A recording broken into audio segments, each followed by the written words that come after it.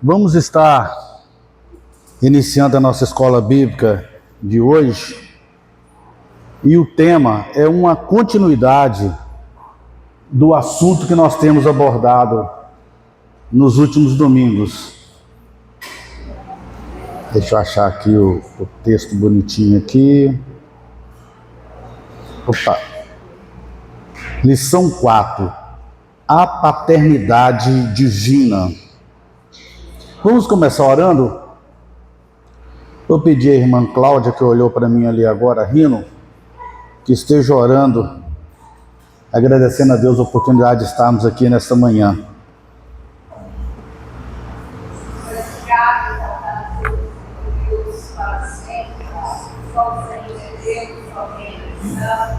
Pai querido, muito obrigado por mais uma oportunidade, se quiser, para a tua casa, para a tua presença, buscar pelas eternidades do Senhor. Espírito Santo do Senhor, Deus que vem abrir nosso ensino, Espírito Santo de sabedoria, capacitação, vida do Senhor, para que possamos colocar em prática aquilo que nós aprendemos. Pai querido, colocamos Deus a vida do nosso poder de todos nós. O Senhor, Espírito Deus, conducida com Deus, Deus. Seja Deus abençoando ele, Deus, para que possa estar nos ensinando, Pai, a fazer aquilo que o Senhor ensinou para ele, Pai, para nós, Pai, no desejo. Em nome de Jesus, nós agradecemos isso, Pai. Amém. Amém. Está todo mundo feliz hoje? Amém. Então a música diz assim: fico feliz quando vou à casa. Fico feliz quando vou à casa. Em tua casa, isso mesmo. Então é motivo de alegria estarmos todos aqui, amém? A lição que nós estaremos abordando hoje, como eu disse, ela é uma continuidade de um assunto que nós temos conversado ou estudado nos últimos domingos. E nós vamos falar sobre a questão da paternidade divina, né? Alguém saberia ou conseguiria conceituar para mim o que é paternidade? Criar? Mas o quê? Mais ninguém vai falar? Educar, mais o quê? Cuidar, mais o quê? Mais o quê? Pagar pensão, mais o quê? Prover. Agora sim. Aquele que gera biologicamente. Então, tudo isso aí é conceito de paternidade. É aquele que gera, né, que dá a vida, é aquele que cuida para o crescimento, é aquele que dá tudo aquilo necessário para o crescimento do filho. Ok? E uma outra coisa interessante é que a paternidade, ela pode ser de um filho biológico ou de um filho adotivo. Concorda comigo? Que o filho adotivo tem os mesmos direitos de um filho biológico, desde que o pai assuma a sua posição. Bom, então nós já temos um conceito aí do que é paternidade. Então nós vamos estar falando sobre paternidade divina. É alguma coisa que está muito, muito, muito além do nosso entendimento de paternidade. E o nosso texto áureo, ele está lá em... esqueci que é hoje, eu que mudo ali.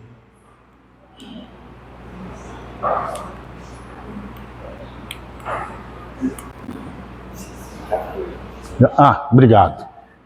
Então, o nosso texto áureo está lá em 1 João 4,14. E quando nós vamos ler o 4,14, eu vou ler o 13 antes, para a gente entrar no entendimento do contexto. Ele está falando sobre o amor de Deus, ou sobre Deus ser amor, né? Uma das características. Aí ele diz assim no 13: nisto conhecemos que permanecemos nele, e ele em nós, em que nos deu do seu Espírito. E nós temos visto e testemunhamos que o Pai enviou o seu Filho como Salvador do mundo. Aí o 15. Aquele que confessar que Jesus é o Filho de Deus, Deus permanece nele e ele em Deus. Então, aqui nós vemos essa questão do nosso texto principal. E nós temos aqui também uma verdade prática dessa lição de hoje. A paternidade de Deus é revelada no envio do Filho e na concessão do Espírito, confirmando nossa filiação e aperfeiçoando-nos no amor. Então, o que vai, a nossa revelação dessa paternidade está no seguinte: Deus mandou o seu Filho para nos salvar, para morrer em nosso lugar, e depois o Espírito Santo para dar a continuidade deste processo. Tudo isso aí demonstrando e apresentando um amor. Ok? Vamos prosseguir. A nossa leitura é 1 João 13, 1 João 4, 13 a 16. O versículo 16 é o seguinte: e nós conhecemos e cremos no amor que Deus tem por nós. Deus é amor, e aquele que permanece no amor, permanece em Deus e Deus nele. Então a paternidade aqui, ela está envolvida de um sentimento chamado amor. Ou seja, esse amor é demonstrado do Pai para conosco, e nós temos que dar continuidade desse processo, desse sentimento de amor, por Ele, Deus Pai, e pelos nossos irmãos, pelas pessoas que estão no nosso entorno. Por isso que a gente fala que tem vertical para com Deus e horizontal para com as pessoas que estão junto de nós. Prosseguindo ali, nós vamos ver o seguinte: qual é a palavra-chave? Hoje é paternidade. Ok? Essa é a palavra-chave. Então nós já entendemos que paternidade é o quê? Criar, né? Ser o gerador, né? E cuidar, sustentar, proteger, tudo isso aí que o nosso entendimento humano conceitua como paternidade. Lembrando que a nossa mente é limitada, nós estamos dentro de uma bolha, e que o entendimento de Deus vai muito além disso. Nós temos uma mente limitada, dentro de uma bolha, e o entendimento de Deus é ilimitado. Deus não está preso dentro de uma bolha, ele vai muito além disso. Então, por isso, certas coisas nós não conseguimos, a nossa mente não consegue alcançar esse entendimento. Então, nós estudaremos como Deus revela a sua paternidade na Trindade. E veremos que essa paternidade é reconhecida na confissão de Cristo e aperfeiçoada em nós pelo amor, garantindo nossa comunhão com o Pai, capacitando-nos a viver com confiança e fidelidade como expressão visível da nossa filiação. Até ali a coisa vai ficando simples, mas daqui a pouco começa a exigir um pouco mais de nós, e nós vamos entender isso. Então vamos lá. O objetivo é compreender o que nós vamos propor nessa lição de hoje, trazer a compreensão que a paternidade de Deus é eterna e inseparável da sua natureza. Deus tem a natureza divina, que excede tudo aquilo que nós entendemos, vai muito além daquilo que nós entendemos. E esse amor de Deus para conosco é inseparável. Não tem como dividir que até aqui Deus nos ama, daqui para lá Ele não nos ama. Deus vai amar o ser humano, vai amar qualquer pessoa até o último segundo da vida dele. Porque até esse último segundo, a pessoa ainda tem a oportunidade de encontrar esse amor de Deus. Porque muitos vivem aí de qualquer maneira, aproveitando a vida, isso, aquilo, outro, sem ter recebido e aceitado esse amor de Deus. Então, até o último minuto, segundo da vida dele, qualquer pessoa tem oportunidade. E vamos mostrar biblicamente. Quando o ladrão estava na cruz, um dos dois, no último minuto, nos últimos instantes da vida dele, reconheceu que Jesus era o Filho de Deus. E aquele fato, daquele reconhecimento, a resposta de Jesus foi: hoje mesmo estarás comigo no paraíso. Não deu prazo de descer da cruz para pedir perdão para quem ele tinha roubado, pedir perdão para quem ele tinha, sei lá, matado de repente. Não deu prazo de nada disso. Mas o fato dele reconhecer que Jesus é o Filho de Deus e que Jesus é o nosso Salvador, por isso ele disse: lembra de mim quando estiveres no paraíso. E a resposta foi: hoje mesmo estarás comigo.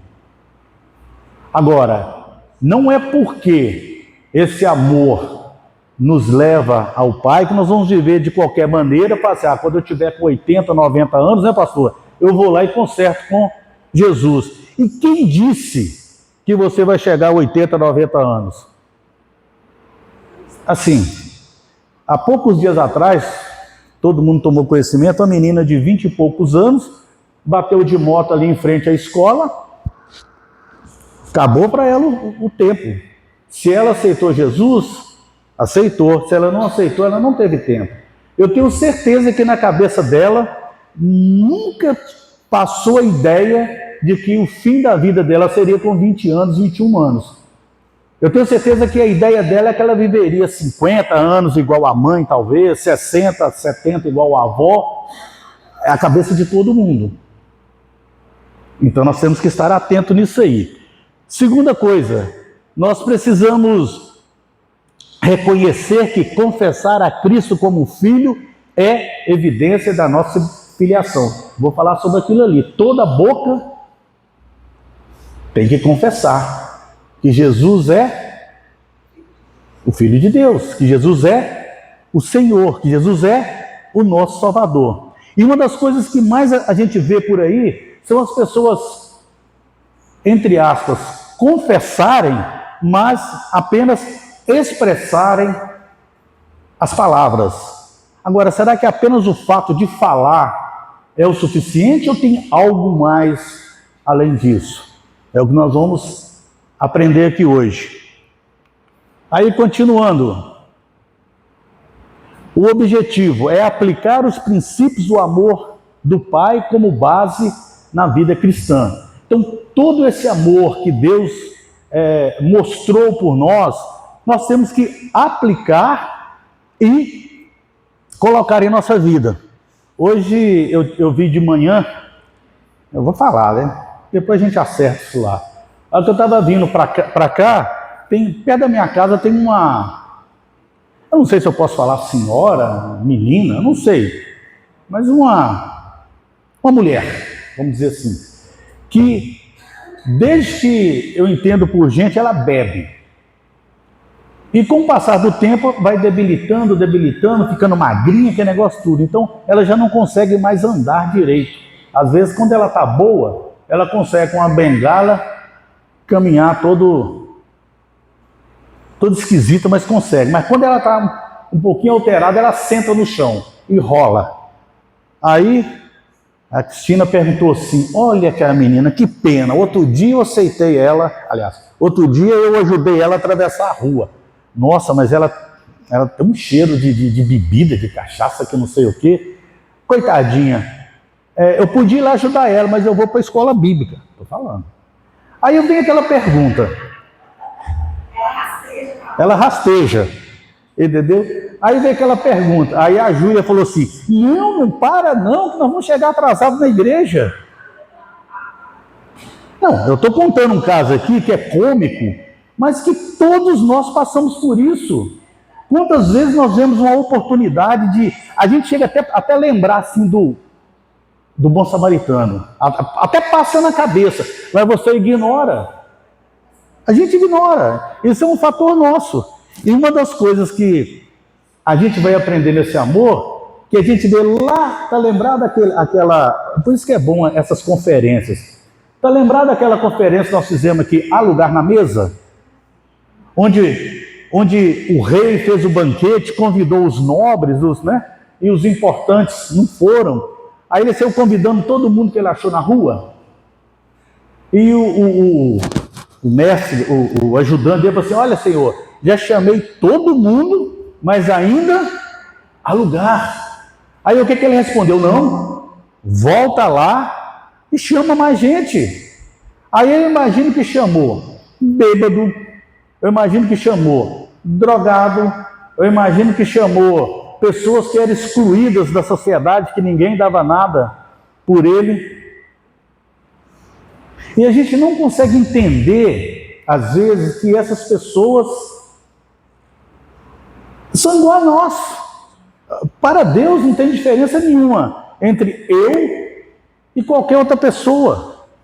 Somos todos nesse nível de merecedores do amor de Deus e estamos no mesmo patamar. Porque o amor, o que nós temos que entender é que Deus nos amou primeiro. Então, se Deus nos amou primeiro, como Pai, Ele amou a todos nós, sem exceção e sem nenhuma diferença.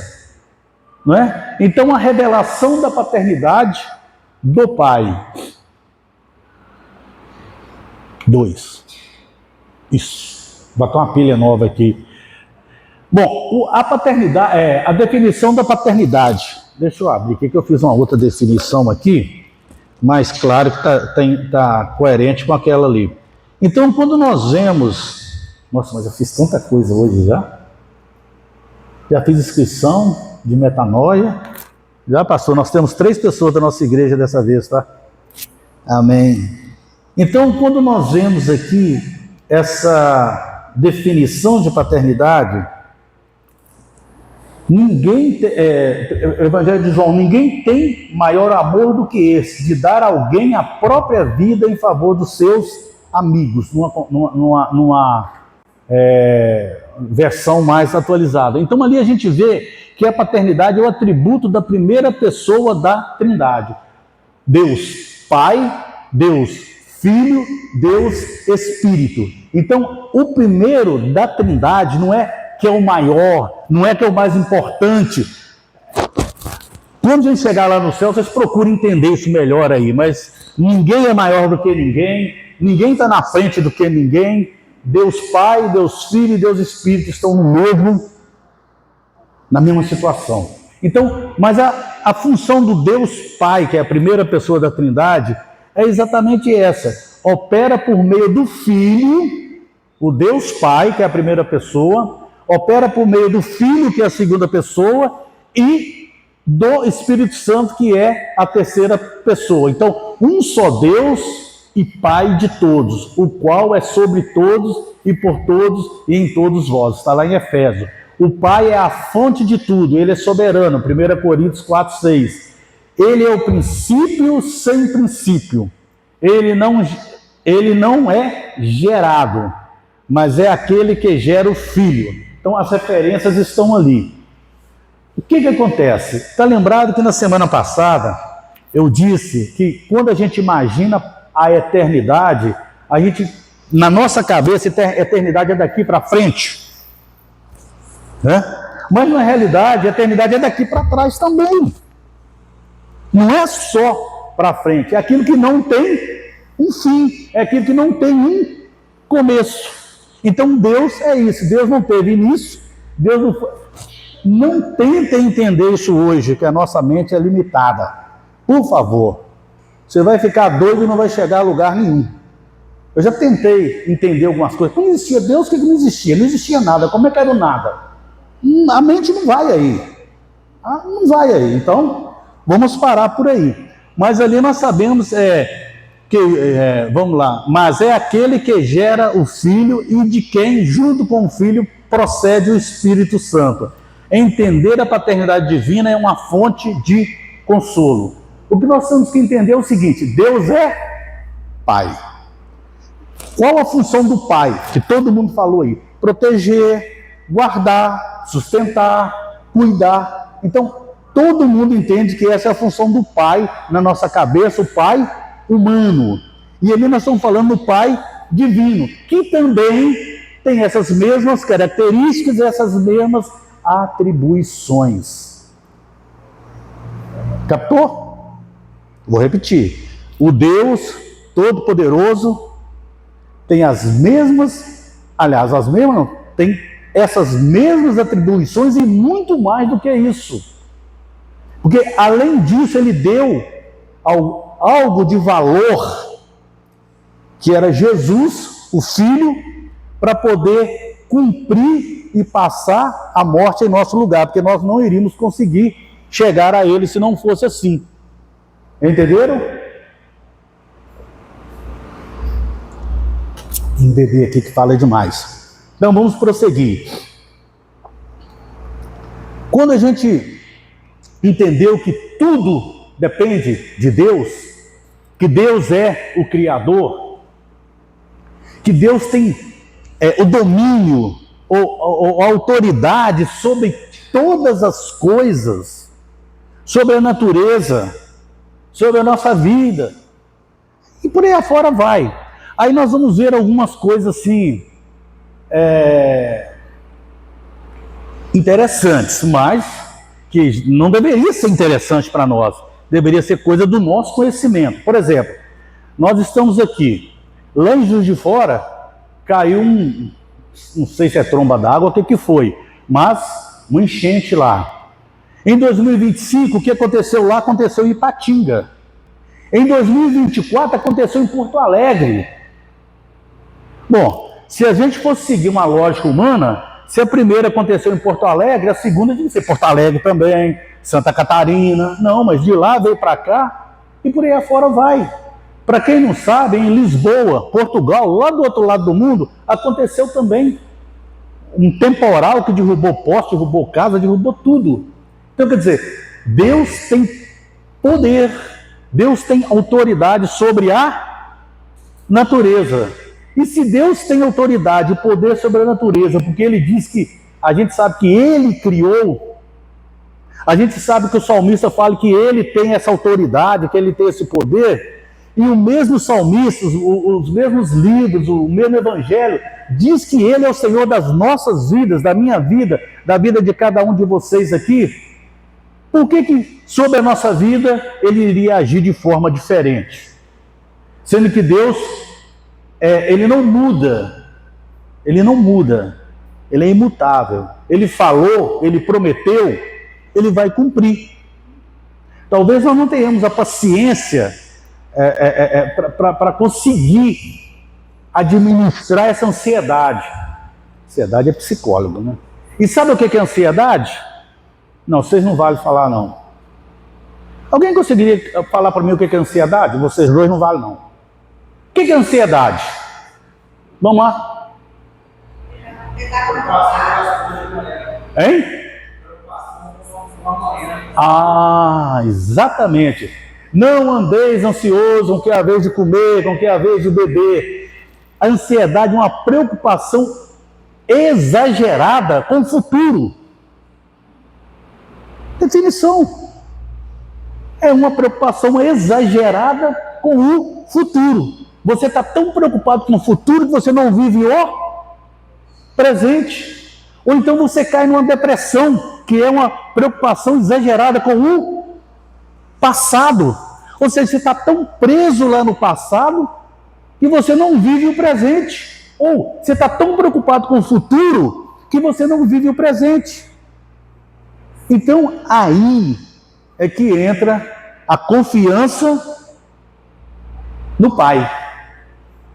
E ele diz: não andeis ansiosos com que é a vez de comer, com que é a vez de vestir, porque o Pai vai te dar isso, vai garantir isso. Mas não, nós precisamos tá preso lá no passado ou tá querendo viver lá no futuro. Nosso Deus, falaram que daqui a 15 dias a Petrobras falou que não tem mais combustível e é pra gente ir lá no como é que fala? No açaí do supermercado, comprar muito arroz, comprar muito feijão, encher o tanque do carro. Se você encher o tanque do carro hoje, amanhã está vazio de novo. Não adianta. parece que o meu carro tem o tanque furado, só pode ser. Porque todo dia eu tenho que botar gasolina naquele carro. 50, pastor, o problema é que é 50. Hein? Não, põe 50. Bom, então seria isso aí. Vamos ver aqui. O pai gerou o filho. A geração do filho não implica criação. É outra coisa difícil de explicar aqui, que eu não sei explicar. Acho que o pastor também não sabe explicar. E nós vamos basear na Bíblia. Se não me fala, é Deuteronômio, não sei lá, não vou chutar, não, acho que é 29, que diz assim, que as coisas que não foram reveladas não pertencem a nós, mas pertencem a Deus. Porque tudo que precisávamos fazer, Deus revelou para nós. Então, se Deus não revelou, como que Jesus, então não interessa isso para a gente. Deixa que lá no céu, quando a gente chegar lá, vocês vão ter a oportunidade de perguntar para ele. E ele vai explicar para vocês. Não vai falar amém, não? Eu estou falando, vocês vão estar no céu e Jesus vai explicar e ninguém falou amém? Eu estou... Como fala? É profetizando? Fala, pastor. Que vai estar todo mundo no céu? Então, vamos lá. Então, ele sempre existiu com o Pai. Vocês observaram que quando a gente começa a ler, lá em Gênesis, o termo usado lá, eu não sou bom em português não, mas façamos, e não, porque se façamos, é mais de uma pessoa. Então, quando o mundo foi criado, Jesus estava lá, o Espírito estava lá, Deus estava lá. Então ele conhece todas as coisas. Ali diz assim, porque como o Pai tem a vida em si mesmo, assim deu também ao Filho ter a vida em si mesmo. João 5, 26. Significa que o Deus Pai não recebeu vida de ninguém. Ele é autoexistente. Depois vocês perguntam lá como é que vai ser isso. O Filho gerado pelo Pai também é autoexistente. Piorou mais ainda. Então vocês perguntam lá depois. Implica dizer que o Filho não foi criado, mas isso é eternamente gerado. Ok? Então vamos pular ali, senão começa a embolar a cabeça de todo mundo. Vão aquilo que nos foi revelado. Né? Então o Pai nos concede o Espírito... Hein? Está revelado. O Filho é gerado, não lá, aqui. Ah, não, tá, ok. Mas eu falo assim, o revelado é no sentido de tentar buscar, que não existiu, como que nasceu, essas coisas assim. Não foi criado lá, nem gerado lá. Exatamente. Sempre foi Deus, eterno. E estava junto. Junto com o Espírito. Ele é gerado aqui, homem. Aí, ou seja, nós compramos, e Jesus também foi gerado lá, não. Gerado aqui, nasceu uma mulher, obra do Espírito Santo. Ele tem esse título de filho, como ele também tem um título de Deus. Entendeu? Conseguiu entender o que o pastor disse? Lá no... Vamos lá, aí piora, mas para entender. Lá, Jesus já existia, junto com o Pai, junto com o Espírito Santo, na criação do mundo, na criação de todas as coisas.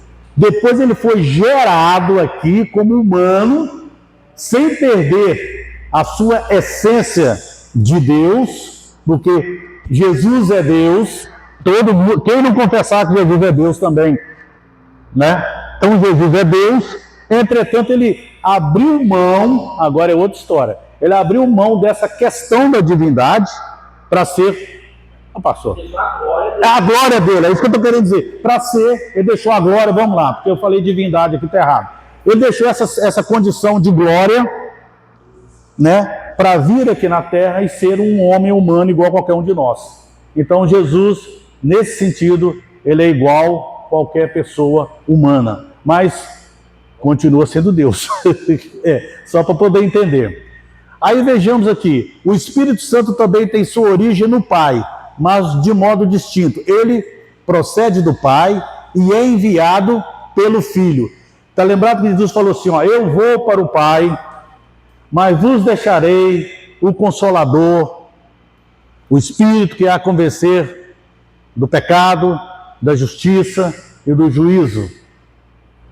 Então, o Espírito Santo é a terceira pessoa da Trindade que hoje nos orienta, nos mostra o pecado. Tanto é que quando você vai fazer uma coisa que destoa daquilo que nós aprendemos na Bíblia, ou daquilo que Jesus ensinou, o Espírito Santo vai lá e dá um stop na cabeça da gente.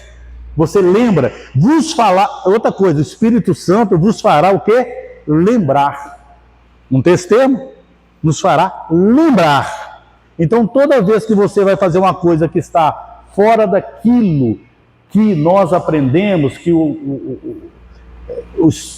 que Deus, que Jesus, que a Bíblia nos orienta de como devemos proceder, e nós vamos fazer proceder de forma diferente, o Espírito Santo nos dá um alerta. Como também acontece o contrário. Quando você tem que fazer alguma coisa que você está esquecendo, o Espírito Santo vos lembrará que aquilo é uma missão, é uma função nossa. Ok? Testemunha nosso. Ali, eu vou ler só o Romanos 8,16, porque o 8,16 diz assim, eu vou ler o 15. Porque não recebeste o espírito de escravidão para viverdes outra vez atemorizado, mas recebeste o espírito de adoção, baseado no qual clamamos, Abba, Pai. Agora o 16, o próprio Espírito testifica com o nosso espírito que somos filhos de Deus. Então o Espírito testifica com o nosso espírito que somos filhos de Deus. Aí ele continua, ora, se somos filhos, somos também herdeiros. Herdeiros de Deus e co-herdeiros com Cristo. Se com ele sofremos, também com ele seremos o quê? Glorificado. Então o Espírito testifica com o nosso espírito que somos filhos de Deus. Alguma dúvida? É a Bíblia que está falando. Prosseguindo. A paternidade de Deus é eterna, revelada no envio do Filho e na concessão do Espírito Santo. Quando ele diz que ela é eterna, é porque é para sempre. A partir do momento que nós, um pouquinho mais à frente nós vamos falar sobre isso, mas a partir do momento que nós reconhecemos o Filho, ou seja, reconhecemos Jesus e com a nossa boca declaramos que Jesus é o Filho de Deus e passamos a viver uma vida coerente com aquilo que Jesus viveu, nós temos essa paternidade eterna. Ou seja, nós estamos garantindo isso. Porque alguém, né? Não nós, vamos tirar o nosso fora. Alguém pode viver e nunca confessar que Jesus é o Filho de Deus. Nunca aceitar que Jesus é o Filho de Deus. Infelizmente, a Bíblia é muito clara.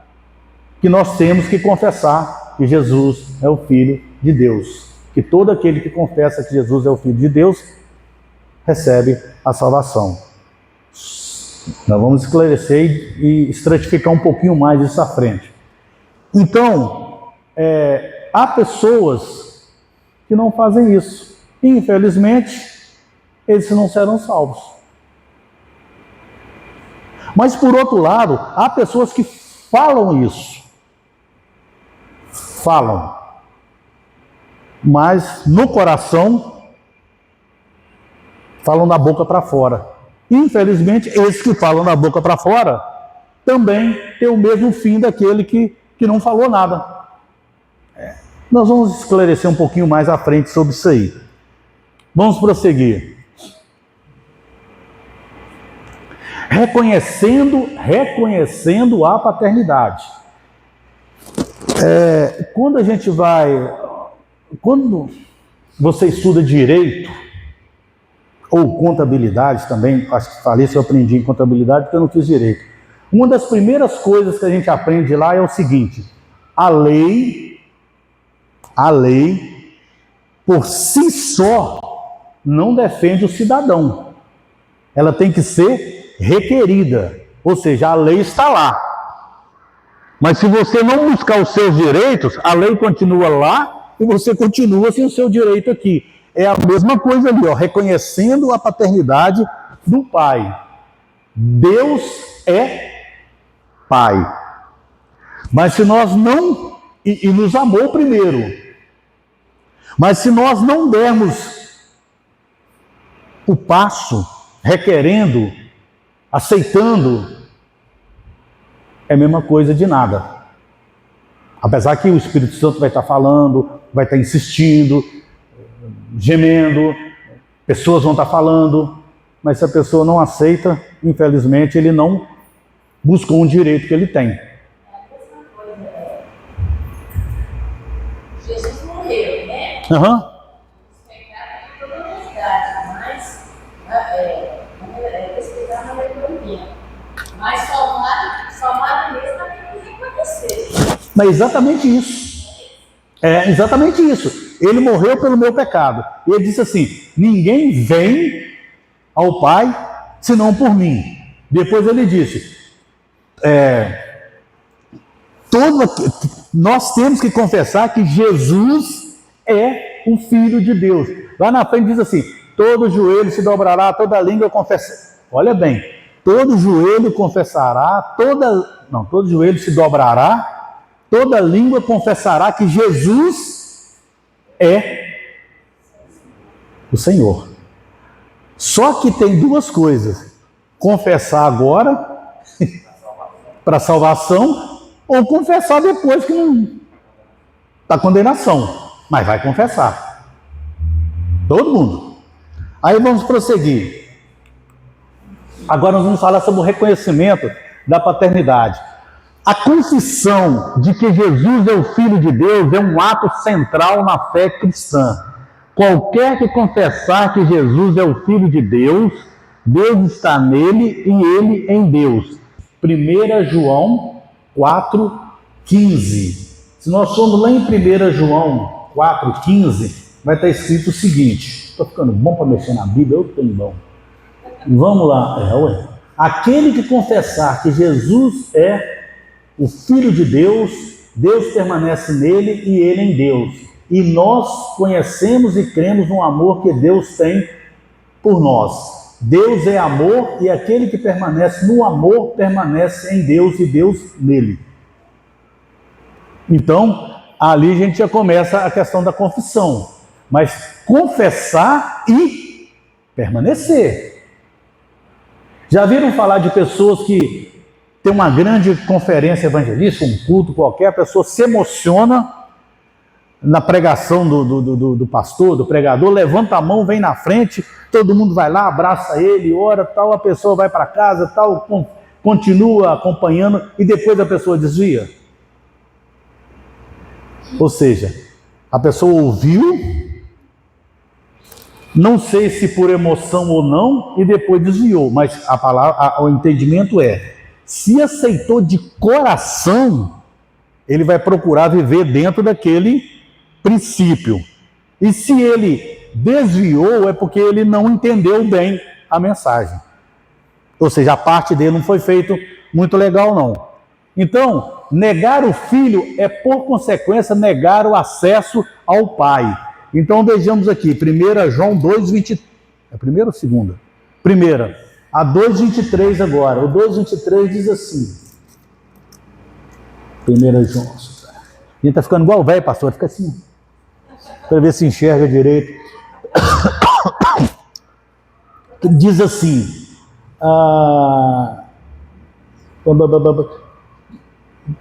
Aqui vamos ver. Aqui, ó. Todo aquele que nega o filho, esse não tem o Pai. Aquele que confessa o Filho tem o Pai. Então, todo aquele que nega Jesus não tem o Pai. Não tem acesso ao Pai. Mesmo sabendo que o pai ainda tem amor por esse que gerúndio, tá? Isso eu aprendi no português. Gerúndio está negando. Porque até o último momento da vida dele, ele tem a oportunidade, pelo amor de Deus, pela misericórdia de Deus, de mudar e realmente aceitar Jesus e ser salvo. Como tem pessoas que confessam, né? E aceitam, mas falam, mas não vou para a igreja de novo, não quero ficar na igreja, mas eu aceito. Será que aceitou mesmo? Vamos ver um pouquinho mais à frente que eu vou responder isso aí. Essa resposta vai vir um pouquinho mais à frente. Ou seja, a pessoa... eu vou dar um exemplo aqui, um exemplo muito simples. Vamos supor que a irmã resolve tornar-se membro de um clube. Clube igual o Zipa, um clube assim, a Cearia, esses clubes de recreação. Aí a irmã vai dizer assim, olha, eu aceitei, eu paguei, mas eu não vou lá. Não está estranho?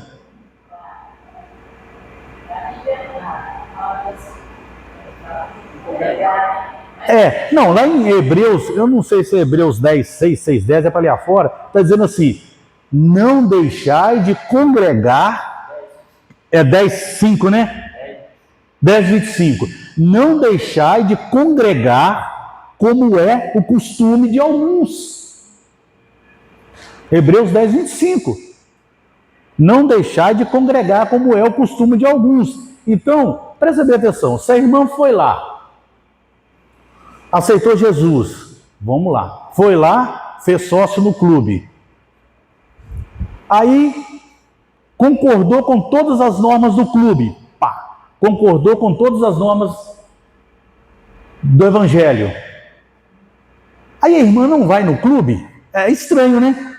É questão de corpo. Como é que eu aceito Jesus se eu não sou enxertado, né? Inserido no corpo. Eu aceitei Jesus, eu tenho que ser enxertado no corpo. E na medida que eu estou nesse corpo, eu estou sendo alimentado, eu estou crescendo, eu estou desenvolvendo. Então, tem que ser enxertado no corpo. Vamos fazer um exemplo aqui do que o pastor falou. Eu não sou muito bom nisso não, mas eu tenho um primo que é muito bom nisso. Ele pega uma roseira rosa vermelha, eu tenho um primo que faz isso, né? Eu não sei fazer, nem tentei fazer, não deu certo não. Ele tem uma roseira lá bonita vermelha. Ele vai pegar uma roseira amarela e dá um corte assim no tronco da roseira vermelha, dá um corte no galinho da amarela e coloca lá, enrola uma sacolinha, não sei o que, tal. Daí a pouco, a roseira, estou falando que eu vi, está dando rosa vermelha e rosa amarela. Por quê? Ela foi enxertada, recebeu todos os nutrientes daquele tronco maior e ficou uma roseira frondosa. Ou seja, um outro galho enxertado, recebeu todos os nutrientes, tudo aquilo que precisava e cresceu da mesma forma. Se a pessoa não vem aqui e falar nisso, tem um punhado de gente que não está vindo no culto de quinta-feira. Não devia ter falado, né, pastor? Mas tudo bem. Eu vim aqui, tinha pouca gente quinta-feira. Mas é exatamente isso. Se você não vem buscar essa nutrição, como você vai sobreviver? Meu querido, é aqui na igreja. Igreja é lugar de gente atrapalhado mesmo. Não pensa que igreja é lugar de gente santo, não. É lugar de cura. Então, se você vem aqui, você está preocupado com ansiedade lá do que vai acontecer em 2025 ainda, você vai aposentar, não, 2025 não, 2035 você vai aposentar, você já está preocupado que não sei o quê, e não falta, quer dizer, você está preocupado com uma coisa que nem chegou ainda. Ou então você está preocupado lá atrás, mas aqui, lá atrás, igual eu estava conversando com uma pessoa outro dia, mas a pessoa me fez raiva, e eu tenho uma raiva dela, assim, enquanto você nutrir essa raiva, você vai viver lá atrás e tal. Então, aqui, quando a gente chega aqui, você vai ouvir uma mensagem, você vai ver um irmão falando para você, você vai ver uma oração, alguém vai orar por você, você vai entrar num ambiente de paz, num ambiente totalmente diferente, você vai ser nutrido, você vai ser ensinado, você vai ser doutrinado. E você vai passar a entender essas coisas. Ou seja, vindo, congregando, há quem diga que não se deve congregar, mas congregando você vai ter pessoas para te ajudar a te fortalecer. E você vai manter-se... Eu não estou nem falando aqui da direção da igreja, pastor, diáconos, não. Os próprios irmãos. Os próprios irmãos fazem isso. Aí, claro, aí tem diácono, tem pastor, todo mundo ajuda. Tudo é positivo. Então, essa de não congregar, não cola não. Não tem como a pessoa ser do corpo. Vamos lá. Corta a mão fora, vê quanto tempo que ela vive fora do braço. Não vive. Então, o membro tem que estar ligado ao corpo. Ok? Hein? É. Agora vamos ver. A perfeição do amor do Pai. O amor faz parte da natureza do Pai. E nós conhecemos e cremos no amor que Deus tem por nós. Deus é amor e quem está em amor está com Deus e Deus nele. O amor do Pai é sacrificial. É isso aqui que eu quero falar. O que você entende por amor sacrificial? O que é amor sacrificial? Hein? Sacrifica pelos...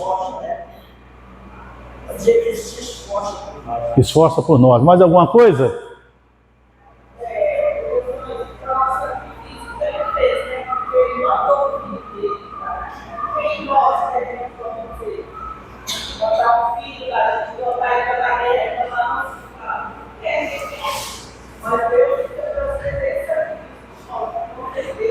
É exatamente isso aí. Só que às vezes, veja bem, sacrificial. Deus deu o seu filho, tirou alguma coisa dele, para a gente poder entender, para nos dar. Agora vamos trazer para o lado humano, só para você poder entender. O pai ou a mãe, mais a mãe, né? O pai é mais linha dura, mas normalmente a mãe. Se o filho fala assim, mãe, me dá isso assim, assim, principalmente se for coisa de comer. Aí eu quero um chocolate, eu quero um sorvete da Nestlé, não sei o quê. Aí o pai vai lá comprar. Quando ele olha que o sorvete é R$25, ele volta e tenta convencer o filho a pegar um de 5, 10 reais. É mais ou menos assim? Só muda de endereço, né? Só muda de endereço, mas é a mesma coisa. A mãe não. A mãe, se ela tiver 24, ela vai lá, pede mais um do pai, mas dá o sorvete de 25. Mesmo a gente entendendo que o de 25 tem a mesma função do tem a mesma função do outro. Então, só para você entender o que é sacrifício. Talvez a mãe só tenha aquele dinheiro com uma outra aplicação, né? Quantas vezes vocês que são mães já ouviram as mães de vocês contarem, ou já perceberam que a mãe vai lá e guarda um dinheiro para comprar uma sandália. Está guardando, está juntando dinheiro para comprar sandália, para comprar uma roupa nova para ela. Para o casamento que tem lá na frente, para o aniversário, para o fim de ano. Aí, de repente, ela vê o filho precisando de alguma coisa. Ela tira esse dinheiro dela e vai lá e compra a coisa para o filho. Entre aspas, só para entender, é um sacrifício. Ou seja, você está dando alguma coisa pelo outro. No caso, você está dando pelo um filho. Sem querer nada em troca. Só que ali, quando ele fala ali, ó, o amor do pai é sacrificial, demonstrado ao enviar seu filho, né? Deus mandou seu filho, né, ao mundo. Esse amor nos adotou, fomos aceitos por ele com todos os direitos de filhos legítimos. Esse amor é inquebrável, nenhum poder ou circunstância poderá nos separar desse amor. Nem morte, nada nos separará do amor de Deus. Esse amor é pessoal, não é apenas geral, mas é individual, voltado para cada filho que crê. Então, uma coisa interessante, que o amor de Deus, deixa eu terminar meu raciocínio, ele não é um amor coletivo. ele é coletivo, mas ele não é coletivo, ele é individual. Ou seja, tem o amor pela Cláudia, tem o amor pela Cristina, tem o amor pelo Léo lá atrás. Quer dizer, todos é direcionado a nós, é exclusivo. Ou seja, todos têm esse amor de Deus, mas eu tenho o amor de Deus especialmente para comigo. E ele deu Jesus para cumprir aquilo que eu não cumpriria. Que eu não vou falar duvido não, porque é muito forte. Vocês já pensaram se a gente vivesse num país daqueles muçulmanos xiita lá, que os caras correm atrás com o facão, dá tiro, só de você falar que é cristão, quantos estariam aqui na igreja hoje se fosse desse jeito? Não, eu não sei ninguém não, eu acho que o pastor estaria. Então, para você entender, então, para vocês entenderem que o amor de Deus para conosco, o que é? Entendeu? E eu pergunto, e o nosso retorno para com Deus, por esse amor, por tudo? O salmista diz, o que farei, o que entregarei para Deus por tudo aquilo que Ele tem feito por mim? Não é o salmista que fala isso? O que darei eu ao Senhor por todas as bem-aventuranças, todas as coisas boas que Ele tem feito por mim? Já pensou se isso fosse cobrado de nós? O que eu tenho feito? O que eu tenho feito para merecer esse amor de Deus? Nada. Ele me amou e amou e amou. Você quer ver um exemplo aqui? Só para refletir. Só para refletir. Lá no final do capítulo 16 de Marcos, ele fala assim, ide por todo mundo e pregai o Evangelho. Quantos de nós temos pregado o Evangelho? Todos os dias, ou sempre, toda semana? Todo mundo fala, eu. Aí vem a segunda pergunta. O que é um fruto do Evangelho? Uma pessoa. Nós não convertemos ninguém. Não é função minha converter. A função de converter é de quem? Do Espírito Santo. Mas eu tenho a minha função nesse processo aí, que é o quê? Ir até a pessoa e pregar. Falar para a pessoa o Evangelho. E quem vai convencer do pecado, da justiça e do juízo é o Espírito Santo. Aí vem aquela pergunta, das pessoas que eu preguei para ela ano passado, ou esse ano, quantas converteram? Ou quantos estão seguindo o caminho do Senhor? Isso é uma coisa que me preocupa. Preocupa a mim.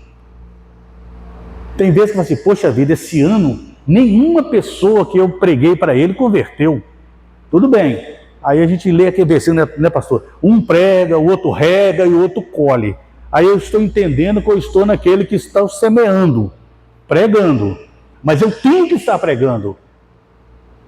Eu não posso ficar calado. Eu tenho colega de trabalho para pregar. Eu tenho vizinho para pregar. Eu tenho familiar para pregar. Fala.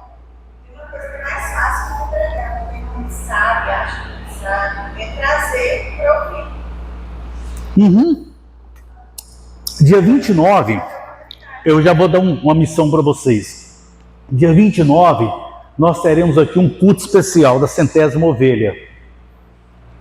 Nesse culto, será um culto exclusivamente evangelístico. E a minha missão e a missão de cada um de vocês é trazer uma pessoa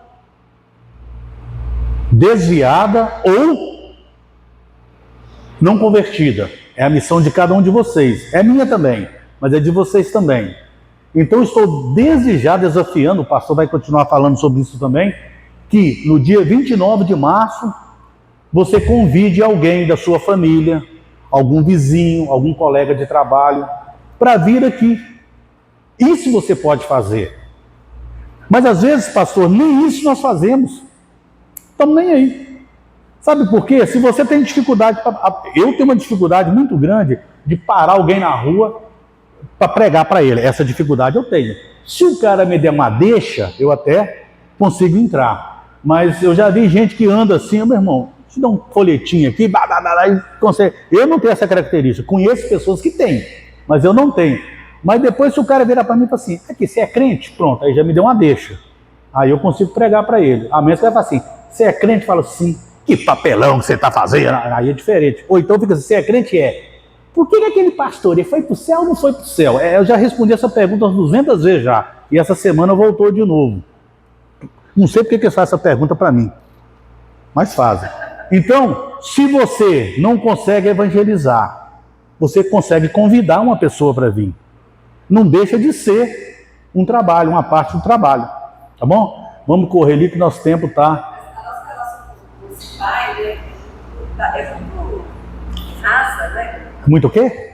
Rasa. Da nossa parte. É, da nossa parte. Da nossa pai, eu ia falar fraca. Mas olhando assim para a nossa vida, né, nossa vida secular, os pais amam muito mais os filhos do que os filhos aos pais. Sim. Sempre vai ser assim. Entendeu? Os pais vão amar muito mais os filhos do que os filhos aos pais. A síndrome do ninho vazio. É uma cidade de fé, né? Você sabe o que é a síndrome do ninho vazio? Não sabem? Nunca ouviram falar nisso?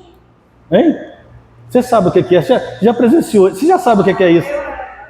A gente já sabe o que é isso. É o seguinte, o filho, o pai cuida do filho, é filho para lá, filhinho para cá, o filho faz 17 anos, é filho para lá, 18, 19, casou, meu querido. Tchau e benção. Tchau e benção, ninho vazio. Tá, vamos lá. Hein? Ó, a bênção divina, o verdadeiro amor aperfeiçoado em nós pelo Espírito remove o medo. Isso aqui é 1 João 4,18, né? A Miriam canta isso aqui toda semana que ela está ali. O amor remove o medo. Não tem uma música? Isso, ela fala de cor e salteada a letra. Eu não sei não, mas é isso aí. Então, o amor lança fora o medo. Ali está temor, mas é medo. Então, esse amor que nós, essa confiança que nós deveríamos ter, você disse rasa, essa confiança rasa que nós temos em Deus, às vezes deixa a gente com medo, mas não deveríamos ter medo, porque Deus falou, Deus vai cumprir. Não estou falando de prosperidade, não estou falando de confissão positiva, nada disso. Eu estou dizendo que eu estou aqui, passageiro, buscando o encontro eterno com Deus. Lá é eterno. Então, enquanto eu estiver aqui, eu vou ter dificuldades, eu vou ter lutas, mas eu tenho que crer e acreditar que Deus é comigo. Da mesma forma que Josué, quando entrou ali, Deus, aí ele disse o seguinte, olha, vocês fazem o que vocês quiserem, eu e a minha família seguiremos ao Senhor. Ou seja, eu confio no Senhor. E aí, ele entrou, né? Então, prosseguindo. A nossa relação é fraca, é rasa, porque nós não nos relacionamos. Ah, é? Nós nos relacionamos muito pouco. Exatamente. Bem lembrado isso aí. Porque congregamos nada, entendeu? Se nós não interessamos pelas coisas de Deus, por isso que a nossa relação é pouco, por isso nós estamos sempre com medo, por isso nós estamos sempre desconfiados de Deus, porque nós não conhecemos. Exatamente. No momento que eu mais me relaciono, eu mais me envolvo, mais eu conheço, aí eu tenho uma segurança tão grande, que eu pensei tão grande esse amor, que eu não vou ter medo do amanhã, do ontem, não vou ter medo de nada. Porque eu conheço Deus. Eu não sei se aí atrás ouviu, o pastor disse o seguinte, quer dizer, é óbvio, todo mundo sabe disso, mas que o que faz essa minha confiança ser rasa para com Deus é o fato de eu não me relacionar com Ele como deveria relacionar de fato.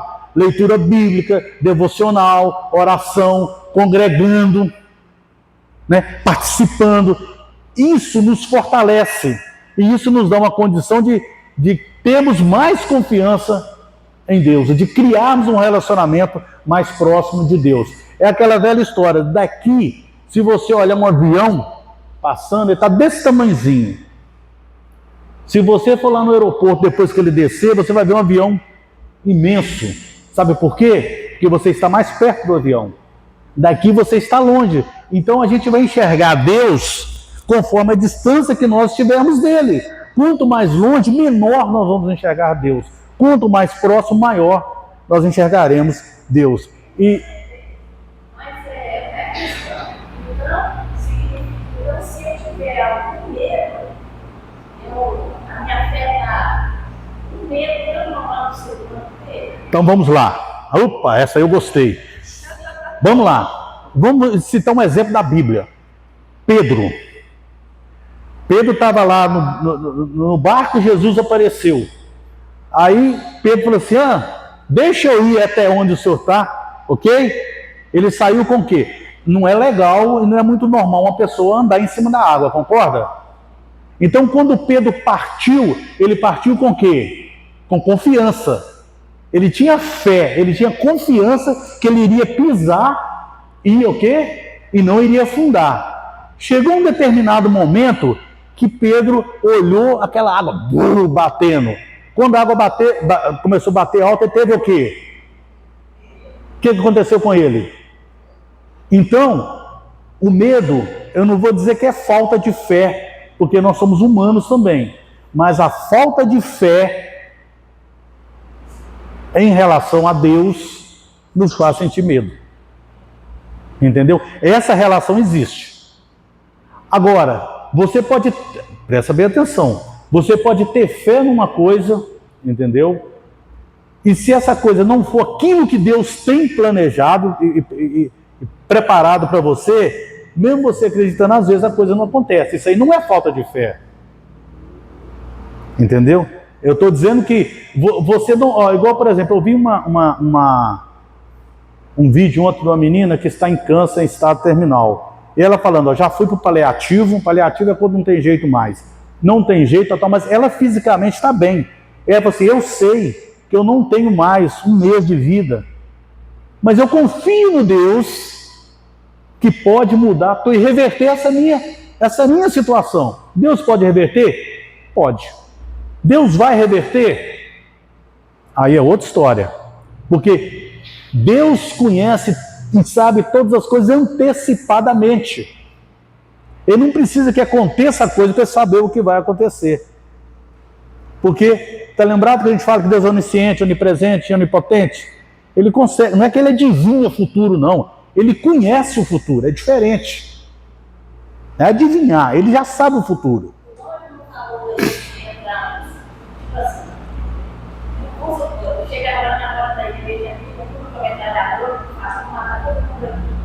Eu penso assim, por exemplo, o pastor e a Bíblia vão para a igreja. Se eles se enfrentarem, não pode matar.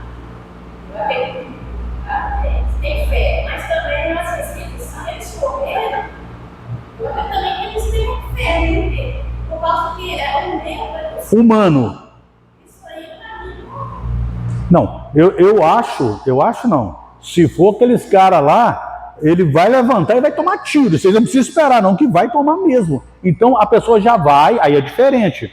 Você já viu vários missionários que falam assim, então eu morro, mas não nego Jesus. O cara sabe que vai morrer, que eles não perdoam mesmo, mas ele tem certeza, igual Paulo falou, que o morrer é lucro. Porque a partir do momento que você morreu, você morre aqui, está lá no céu na mesma hora.